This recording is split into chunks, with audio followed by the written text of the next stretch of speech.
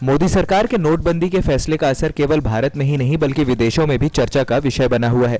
पूरे देश में हाहाकार मचा हुआ है। जनता अपने घरों में नहीं बल्कि बैंकों की दहलीज पर सोने को मजबूर है। इस नोटबंदी के फैसले ने न जाने कितने लोगों की जान ली है। किसी की नए नोट न बदल पाने से बेटी की डोली न उठ सकी तो जान गई, तो किसी नए नोट अस्पताल में नहीं जमा करवा पाया तो तड़प तड़प कर मर गया, तो किसी का यह फैसला सुनते ही सदमे से मौत हो गई।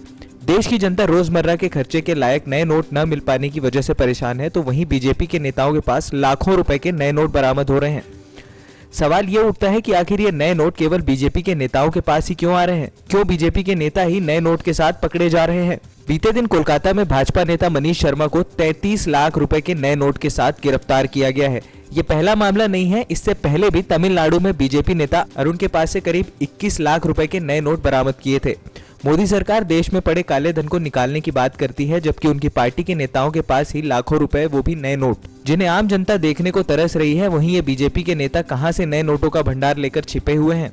मोदी सरकार ने हाल ही में ऐलान किया था कि वे अपने बीजेपी नेताओं से भी संपत्ति का ब्यौरा मांगेगी, जिसके बाद से उसी की पार्टी के नेता नए नोटों के साथ पकड़े जा रहे हैं। आम जनता के लिए रुपए निकालने की लिमिट है, लेकिन क्या बीजेपी के नेताओं के लिए कोई लिमिट नहीं? मोदी सरकार ने ऐलान किया था कि जिसके घर में शादी है उसको 2.5 लाख रुपए तक निकालने की छूट है।